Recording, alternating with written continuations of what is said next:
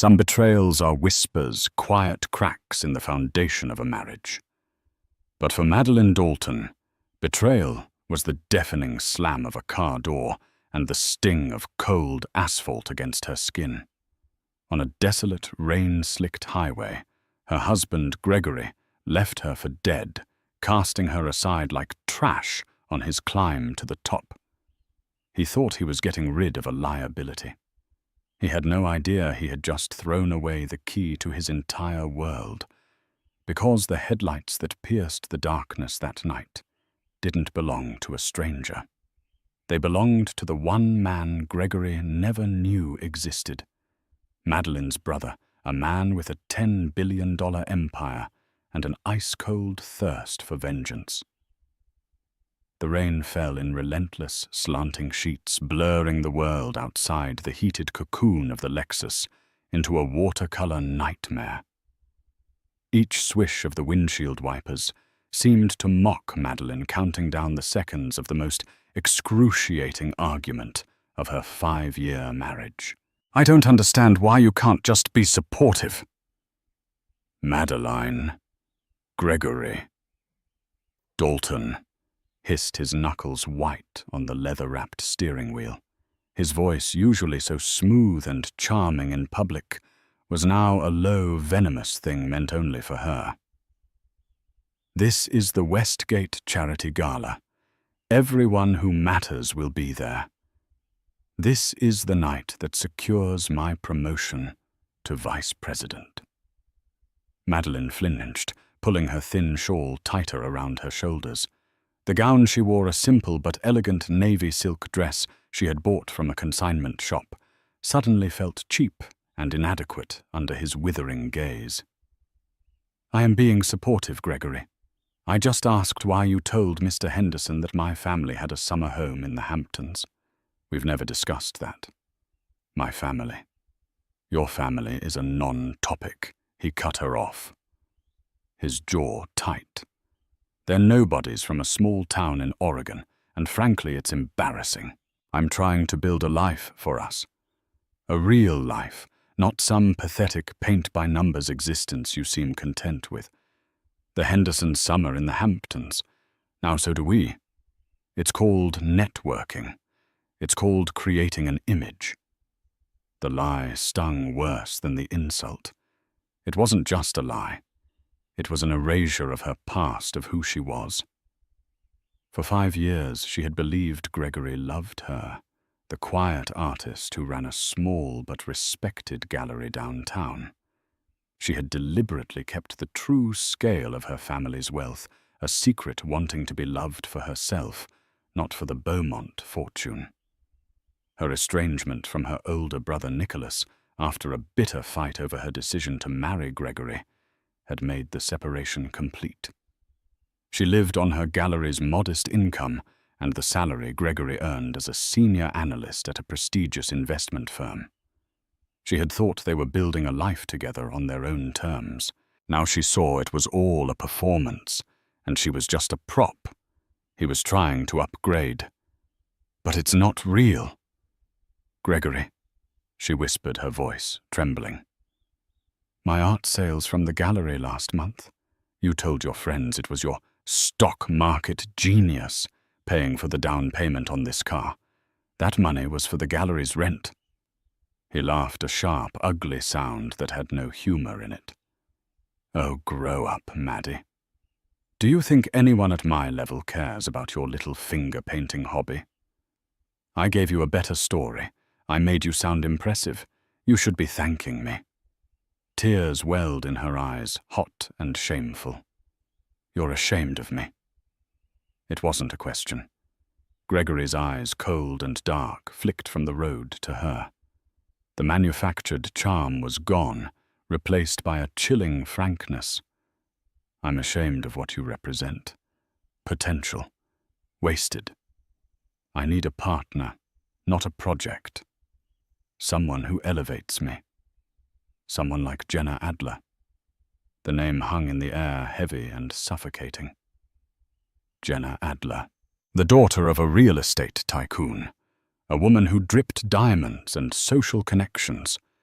A woman Gregory had been spending far too much time with under the guise of client development. Madeline's heart fractured. Jenna.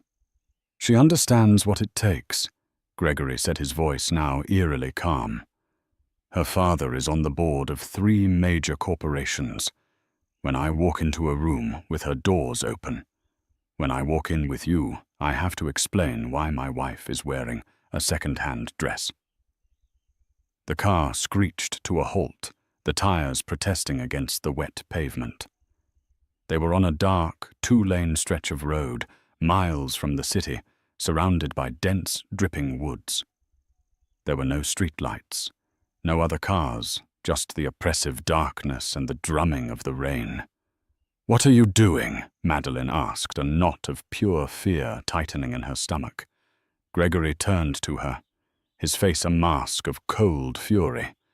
"I'm cutting my losses. I can't walk into that gala with you, with your sad eyes and your cheap dress. You'll ruin everything I've worked for." "Gregory, please don't do this."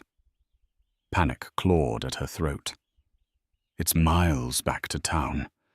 It's raining. My phone. The battery is dead." "Then you'd better start walking," he said, his voice devoid of any emotion. He reached across her, his arm brushing against her contemptuously, and shoved the passenger door open. The roar of the rain and the rush of cold, damp air flooded the car. "Get out, Madeline." She stared at him, utterly stunned. This couldn't be happening. This was Gregory, her husband. The man she had loved, the man she had defied her own family for. "Gregory, no," she cried, grabbing his arm. He ripped his arm away with a violent shrug.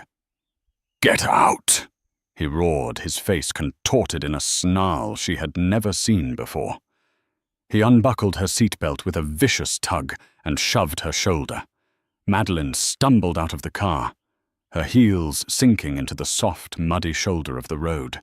She was a splash of navy silk against the inky blackness.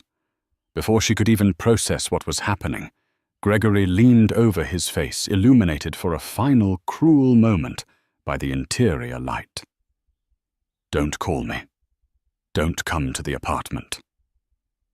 As of tonight, we are done," he spat. Then he slammed the door shut. The Lexus, the car her aunt had paid for, accelerated away, its red taillights shrinking into the distance like a pair of malevolent eyes. They disappeared around a bend, plunging her into absolute darkness, and a silence broken only by the merciless pounding of the rain. She was alone, abandoned, and utterly broken on the side of a forgotten road.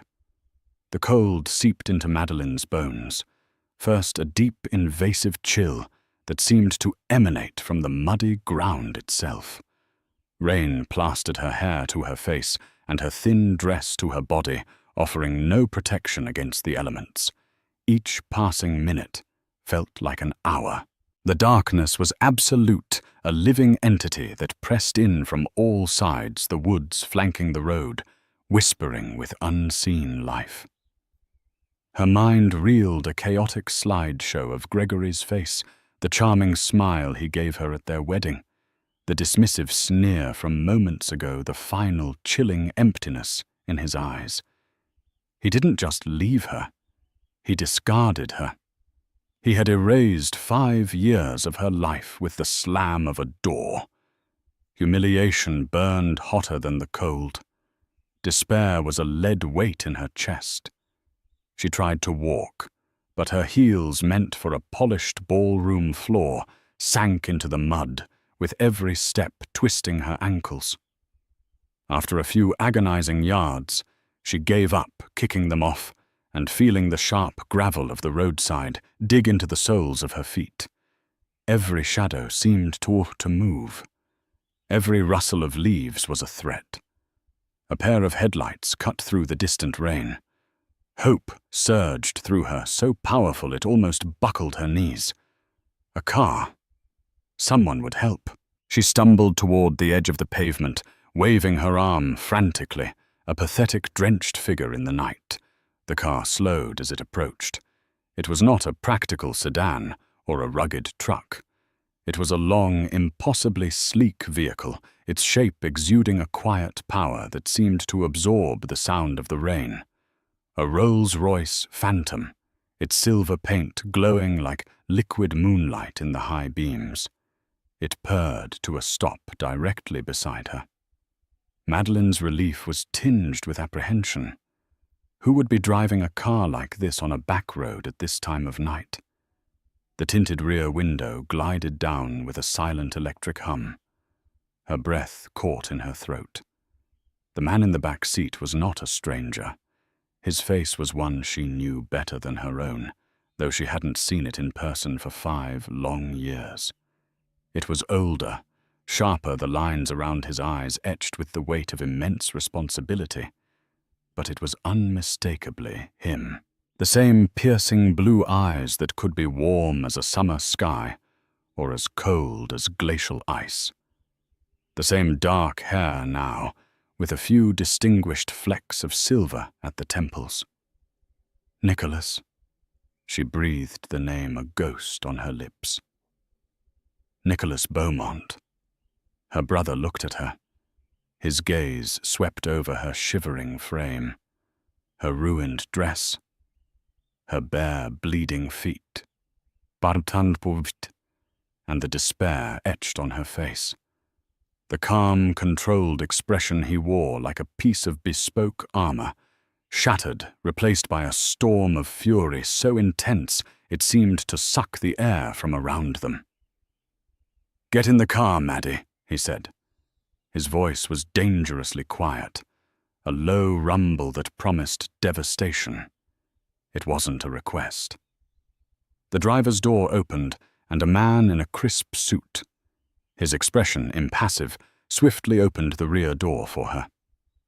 Madeline numbly slid onto the plush leather seat, which felt warmer and softer than anything she had ever touched. The door closed with a heavy, satisfying thud, sealing them in a world of absolute silence and understated luxury. The rain was now just a silent film playing on the windows. Nicholas immediately shed his tailored suit jacket and wrapped it around her trembling shoulders. It smelled of cedar leather and something uniquely him, a scent of power and home that she hadn't realized she had missed so desperately. He pressed a button on the console, and a panel slid open to reveal a small, stocked bar. He poured a measure of amber liquid into a crystal glass and pressed it into her hands. "Brandy. Drink it." She did as she was told, the fiery liquid chasing away some of the deep internal chill. The tears she had been holding back finally came silent, at first then racking her body in great shuddering sobs. Nicholas didn't say anything. He just pulled her close, letting her cry into the fine fabric of his shirt. He held her with a strength that was both fierce and gentle, a protective embrace that she hadn't felt since she was a girl who believed her big brother could slay any dragon. After a long time, her sobs subsided into hiccuping breaths. He gently pushed her back, his eyes searching her face. "Tell me everything," he said, his voice still low, but now laced with a raw, protective anger. "Tell me his name." Gregory Dalton," she stammered. A flicker of recognition, and then pure contempt crossed Nicholas's face. The mid-level analyst at Sterling Whitfield. The one with the inflated ego and the less-than-stellar performance reviews. Madeline stared at him bewildered. You know who he is?" "I know everything about him," Nicholas replied, his tone glacial. "I've had a discreet security detail keeping an eye on you since the day you married him. Maddie. I never trusted him. I told you he was a parasite looking for a host. I was waiting for you to see it too. I never imagined he was capable of this." His hands clenched into fists on his knees. "Where was he taking you? "The Westgate Charity Gala," she whispered. He said I was an embarrassment, that he couldn't be seen with me." Nicholas's jaw tightened until a muscle jumped. He picked up the sleek integrated car phone. "Peterson," he said, his voice sharp and clear. "Change of plans. We're not going to the airport. We're going to the penthouse. And I want you to initiate the Dalton Protocol, full spectrum. I want his professional, financial, and social life dismantled by sunrise. I want him to wake up tomorrow morning having lost everything he thinks he owns, and I want it to be surgical." There was a pause, and then a calm, professional voice replied from the other end. "Consider it done, Mr. Beaumont." Nicholas ended the call and turned back to Madeline. The fury in his eyes was now a terrifyingly cold, focused light.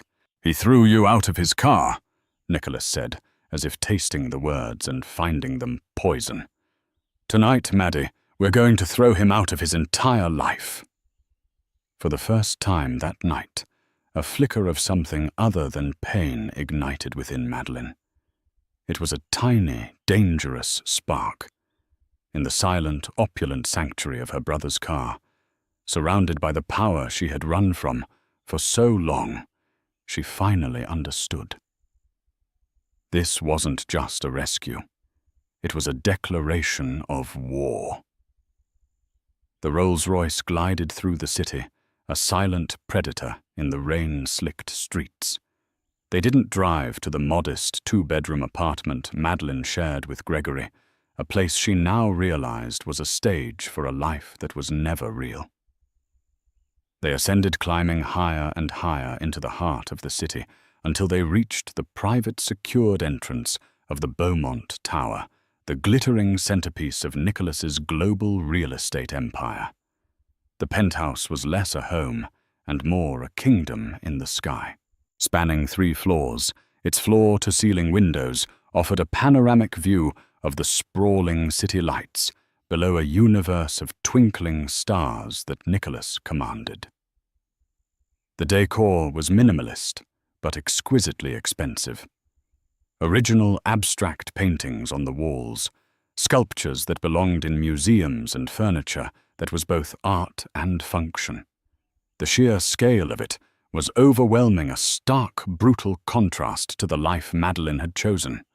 A quiet, efficient woman in a grey uniform, the housekeeper she presumed met them at the door, taking Nicholas's jacket without a word and handing Madeline a plush cashmere robe. She was guided to a sprawling guest suite that was larger than her entire apartment. The bathroom was a marble sanctuary with a rainfall shower and a closet filled with a curated selection of new clothes in her size. As the hot water washed away the grime and the cold of the roadside, it felt like she was shedding her old life. The naive, forgiving woman who had made excuses for Gregory's ambition, who had believed his lies, was being scrubbed away.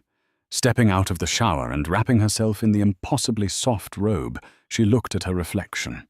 Her eyes were red-rimmed and puffy, but beneath the pain there was a new hardness, a glint of steel she hadn't seen before. It was the Beaumont steel. When she emerged, Nicholas was waiting for her in the vast living area. A fire crackled in a sleek, modern fireplace. On the table before him was a spread of food soup, sandwiches, and hot tea. Beside him sat a severe-looking man in his late 50s with thinning grey hair and wire-rimmed glasses.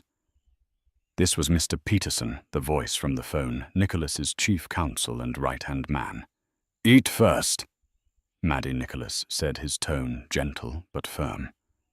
She did, surprised by her own hunger. As she ate, Nicholas and Peterson spoke in low, clipped tones, referencing documents on a tablet Peterson held. Words like asset forfeiture, forensic accounting, and character defamation clause floated in the air. It was the language of destruction, wielded with calm corporate precision. When she finished, Nicholas pushed a cup of tea toward her.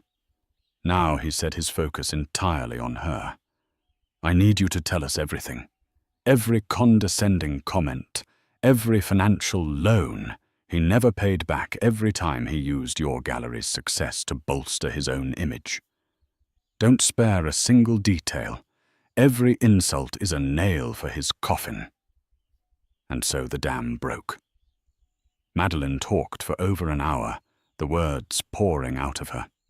She spoke of how Gregory had convinced her to co-sign for the Lexus, putting only his name on the title, but using a significant sum from her gallery's account for the down payment.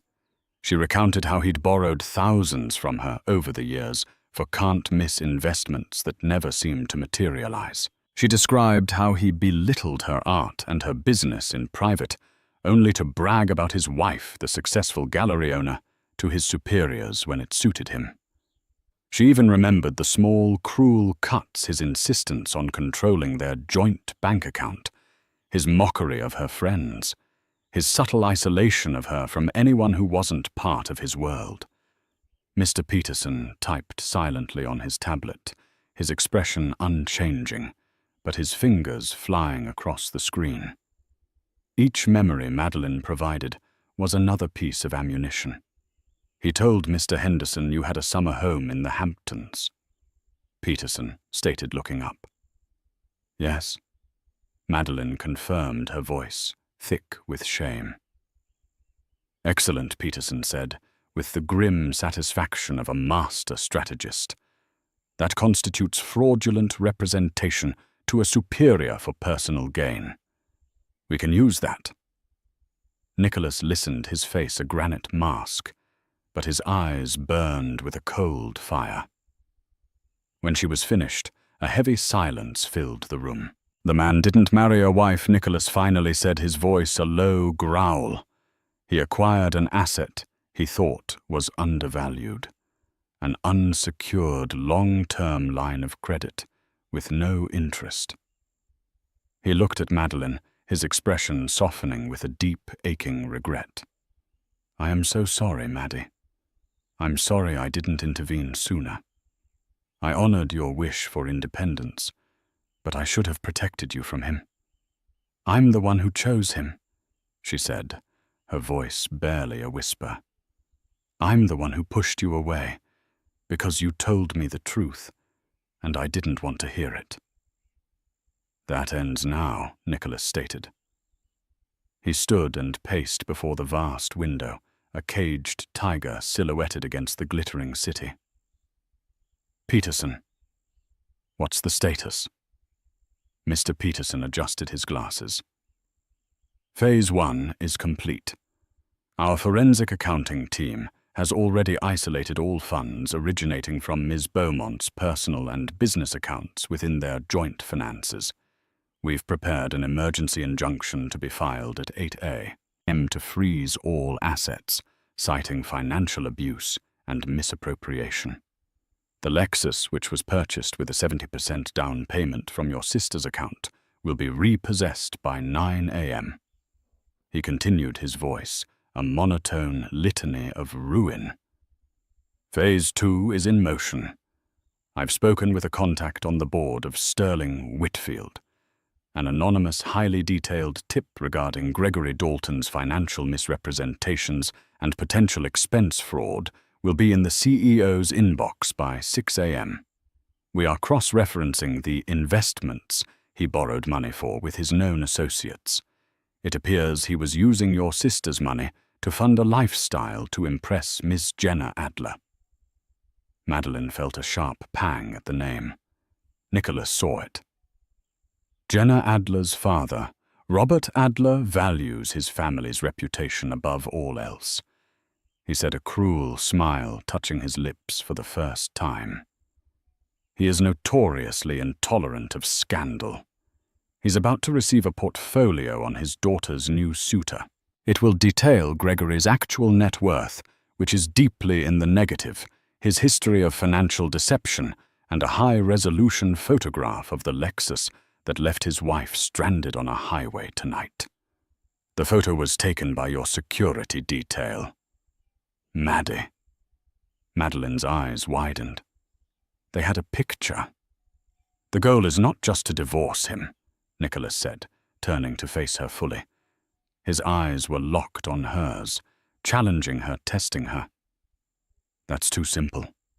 The goal is to make him an untouchable, a pariah, to strip him of the status he values more than human decency, to ensure that every door he tries to open is slammed shut in his face. But I won't do it without your full agreement. This will be public, and it will be brutal. Are you ready for that? The shivering, terrified woman from the side of the road was gone. In her place was a woman who had been betrayed, humiliated, and left for nothing. She looked at her brother, the most powerful man she knew, offering her not just shelter, but a sword. She thought of Gregory's smug face as he drove away, already dreaming of his life with Jenna Adler, a life built on her money and her pain. She lifted her chin.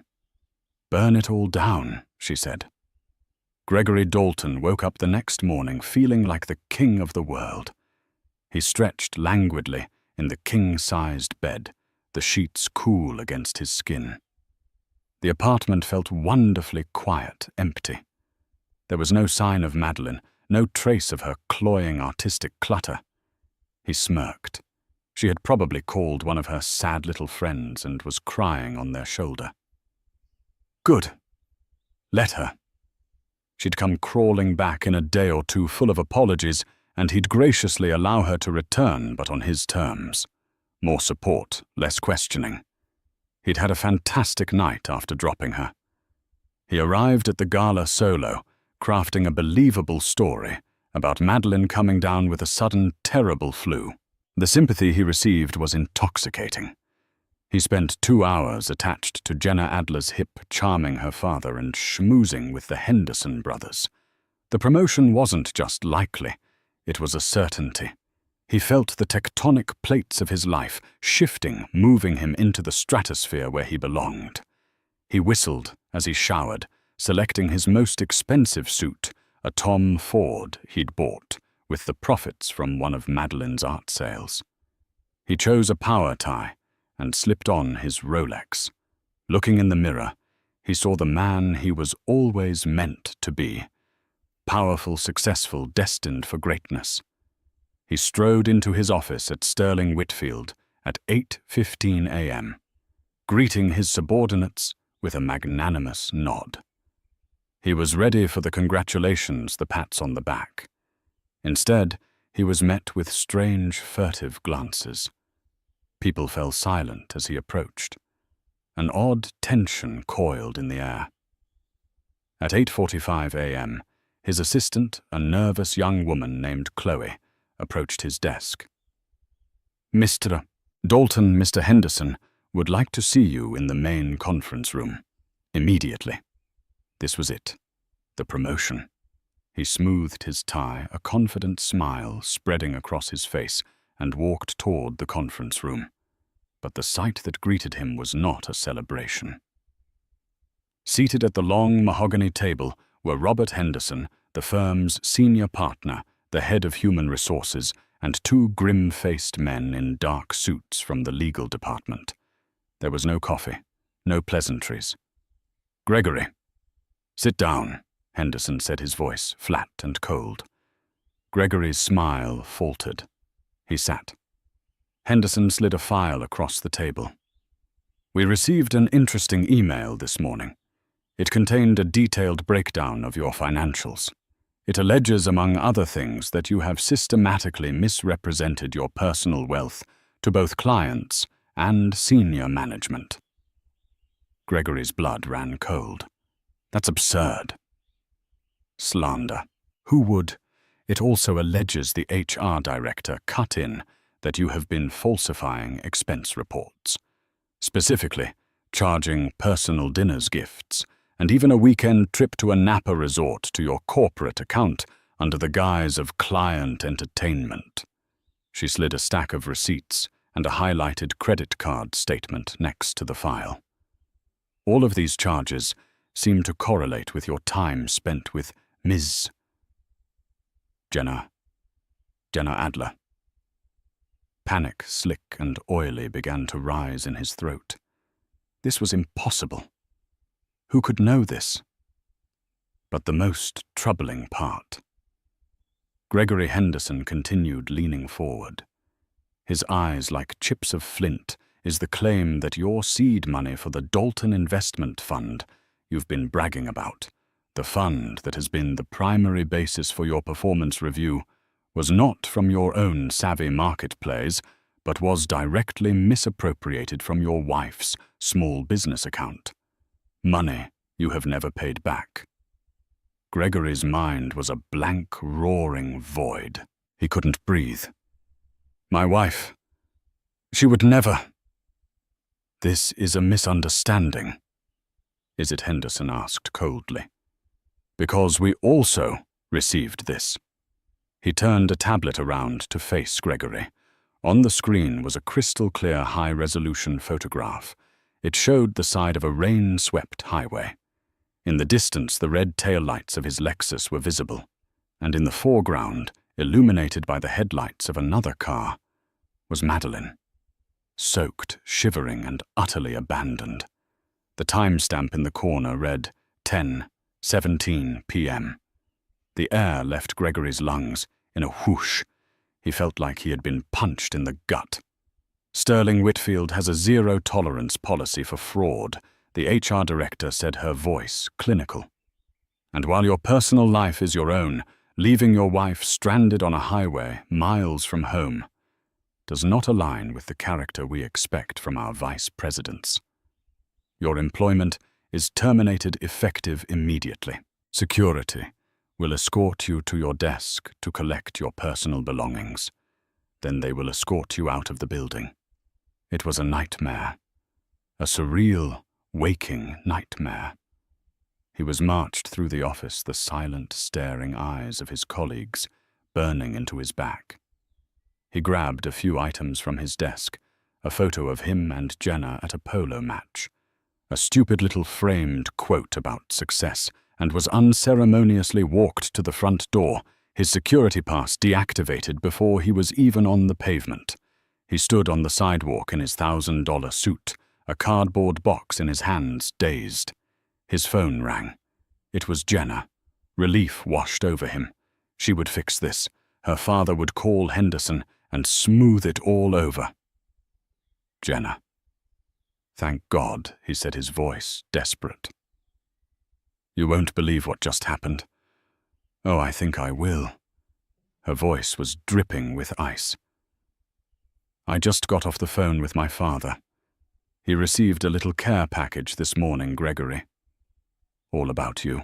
The fake job prospects, the fake money. The fact you're married to some poor little artist you left on the side of the road. Jenna, it's not what it looks like. Don't you dare call me again, she snarled. My father said, if I ever speak to you again, he'll cut me off. You are a disgusting social climbing fraud, Gregory. You are poison. Lose my number. The line went dead. Stunned, he fumbled with his phone, trying to access his online banking app to see how much money he had left. Access denied. He tried again. Access denied. Your accounts have been frozen by a court order. A court order? On what grounds?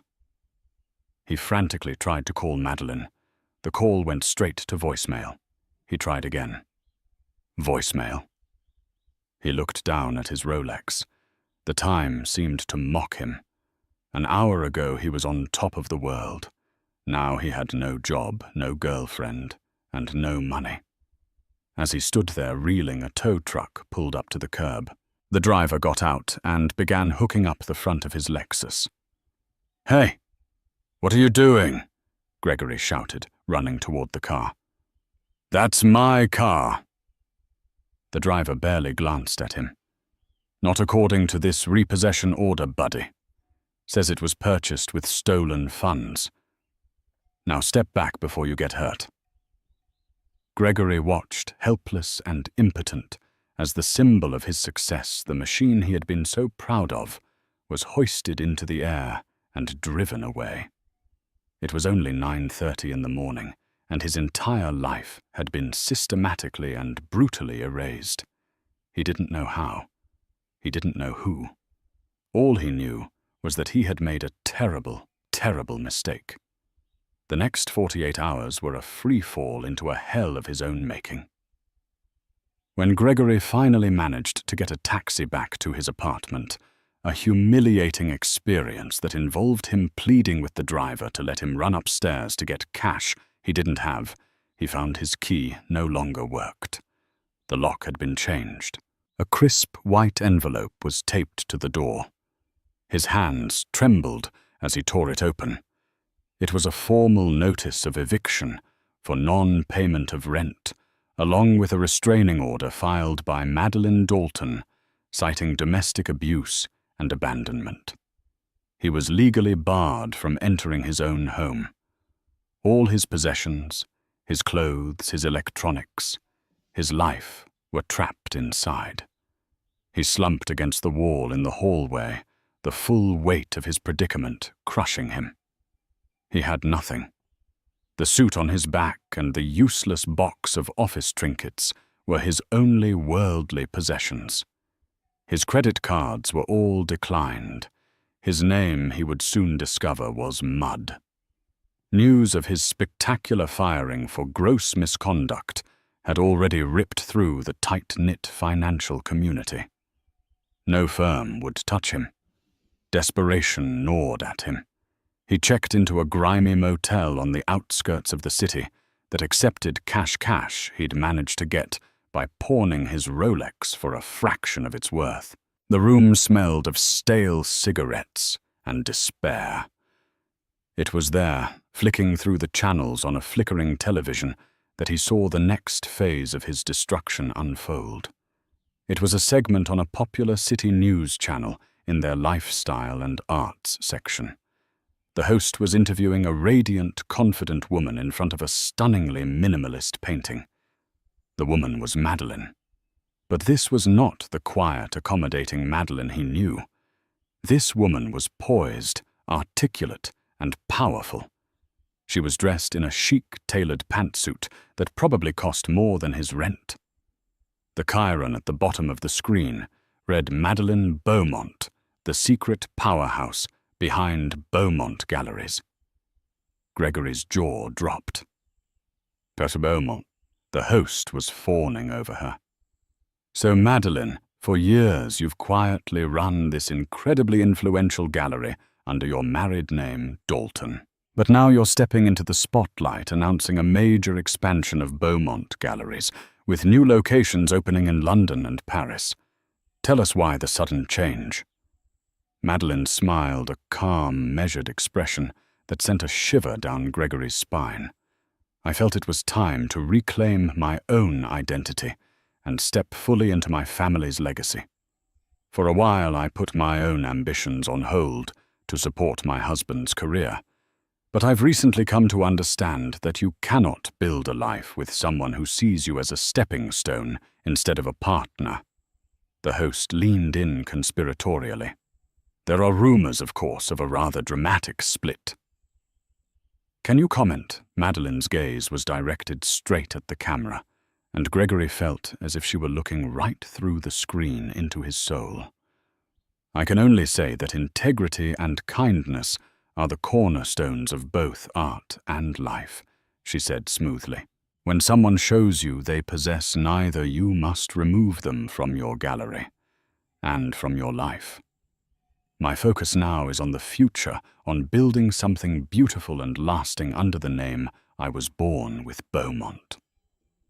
The interview cut to a B-roll of the Beaumont Tower, then to a picture of a handsome, powerful-looking man. The host's voiceover explained, "Of course, Madeline isn't just an art world prodigy. She is also the younger sister of billionaire industrialist Nicholas Beaumont, who we're told is the primary investor in this global expansion."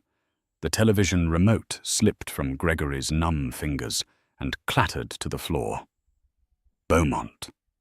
Nicholas Beaumont, the titan of industry, a man whose net worth was a number with too many zeros to count.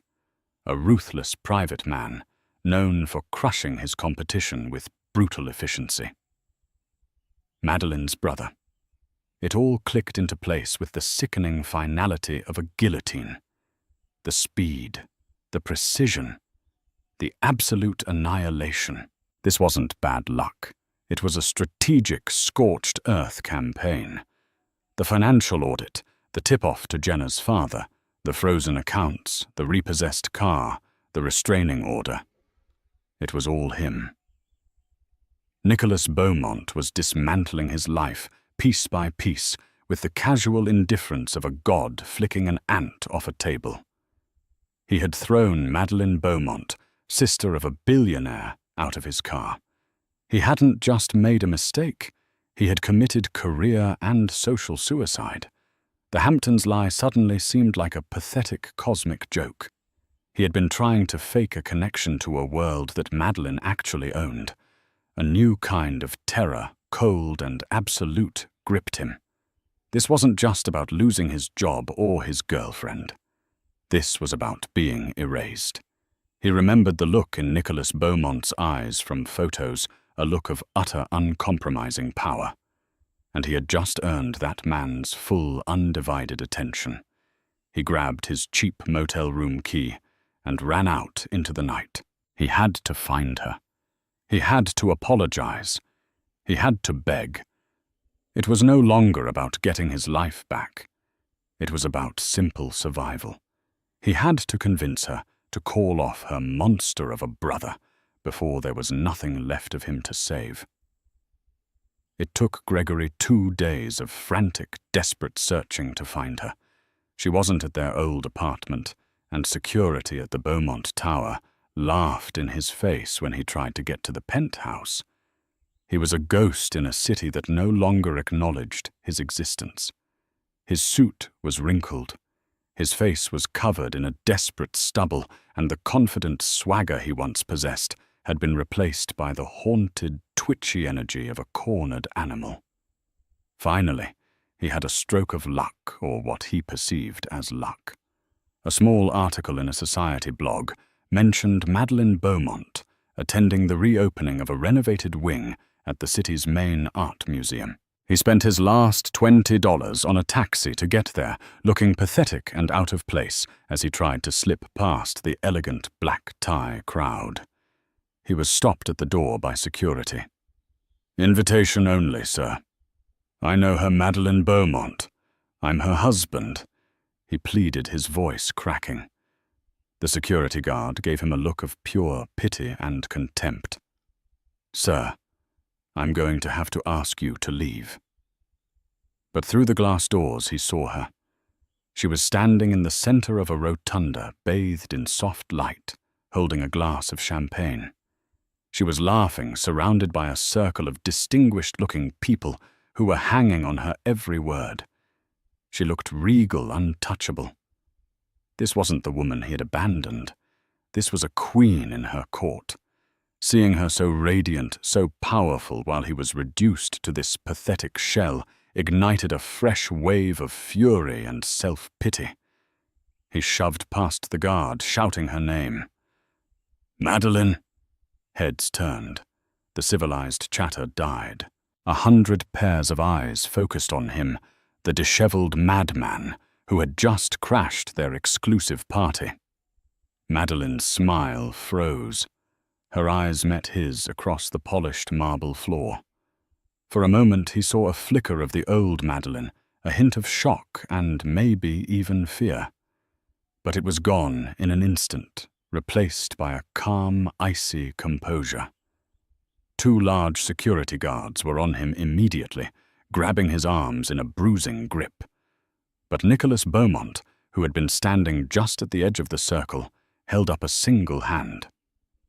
"It's all right," he said, his voice quiet, but carrying an authority that made the guards pause. "Let him speak." He and Madeline walked toward Gregory, stopping a safe 10 feet away. They stood, side by side, a united front of wealth and power. "Madeline, Maddie, please!" Gregory begged, his voice raw. The guards still held him a necessary humiliation. "You have to listen to me. This has to stop. Your brother, he's ruined me. I've lost everything. My job, my car, my home, everything." Madeline's expression was unreadable. "You seem to be confusing cause and effect, Gregory. My brother didn't ruin you. You did. You built a life on a foundation of lies, and all he did was kick out the support beams. It was a mistake," he cried, his voice echoing in the now silent hall. "I was stressed I wasn't thinking I love you, Maddie. I've always loved you. We can fix this. Just call him off." A low, humorless chuckle came from Nicholas. "Love," he said, stepping forward slightly. "Let me tell you what you love, Mr. Dalton. You love the idea of a wife who is pretty and quiet. You love the idea of a wife who funds your ambition without questioning it. You love the idea of a wife as an accessory. You don't love her. You tolerated her. And when you thought you had a chance to trade up for a shinier accessory, you threw her away in the dark on the side of a road like a piece of garbage." Every word was a perfectly aimed blow. Gregory flinched. "This isn't fair," he whimpered, turning his desperate gaze back to Madeline. 5 years, Maddie. We had 5 years together. Doesn't that mean anything?" And then Madeline took the final step forward, her eyes clear and unwavering. The cold fury he had seen in her brother's eyes was now reflected in hers, refined into something sharper, more personal. "It meant everything to me, Gregory. It meant trust. It meant partnership. It meant believing we were a team," she said, her voice steady and clear, each word cutting through the silence. "But it never meant that to you. You asked for my support, and I gave it. You asked for my money, and I gave it.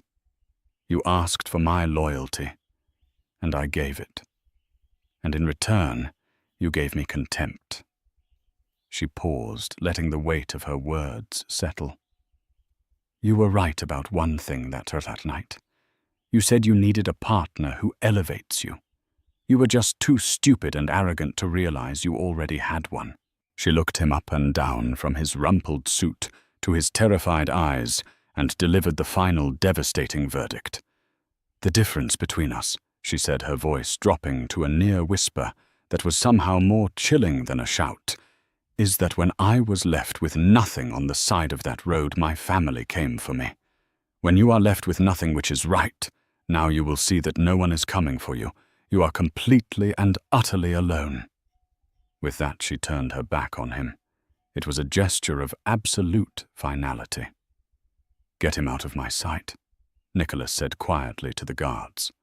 As they dragged him away, kicking and pleading, Gregory watched Madeline's back. She never looked back. Not once. She simply took her brother's arm, and together they walked back into the light, leaving him behind in the darkness for good. 3 months later, the city breathed a different air. Or perhaps it was simply Madeline who had learned to breathe again. The name Dalton felt like a borrowed coat she had finally returned ill-fitting and foreign. In its place, Madeline Beaumont had settled back into her soul, not just as a name, but as an identity she was forging anew, tempered by fire and stronger for it. Her new office was a testament to this transformation. Perched high in a downtown arts district building, its walls were glass flooding the space with the clean, impartial light of a late autumn afternoon. Architectural blueprints for the new Beaumont Gallery's flagship in Paris were spread across a vast oak table, the scent of fresh ink and possibility mingling in the air. This was her domain, a world she was creating, a stark contrast to the life she had lived, which had been curated and controlled by Gregory's fragile ego. Here her vision was the guiding principle. Her voice was the one that mattered. The legal proceedings had been a blur of cold efficiency, orchestrated by Mr. Peterson with the precision of a military campaign. The divorce was finalized on grounds of extreme cruelty and financial malfeasance. Madeline remembered the final day in court, a sterile room that felt worlds away from the emotional carnage of her marriage. Gregory had been there, a ghost of the man she knew. He sat slumped in his chair, represented by a weary public defender, his expensive suit replaced by a cheap off-the-rack garment that hung loosely on his diminished frame. He looked up at her once across the courtroom, his eyes a hollow pit of desperation and disbelief. He had expected a fight, perhaps, or tears. He found neither. Madeline met his gaze with a calm, steady indifference that was more damning than any accusation. When the gavel fell, the sound wasn't one of victory, but simply of a door closing quietly and forever. He received nothing. The court affirmed that every significant asset had been built on the foundation of her resources and was rightfully hers. She had sold the apartment the following week, not out of spite, but out of a deep-seated need to cleanse. She poured that capital, along with the formidable investment from Nicholas, into her true purpose. Beaumont Galleries was no longer a quiet passion project, but a burgeoning force in the international art world. Her innate eye for undiscovered talent, once a little hobby in Gregory's dismissive words, was now celebrated in art journals as visionary. She wasn't just curating collections. She was building careers, giving brilliant artists the platform and respect she herself had been denied for so long.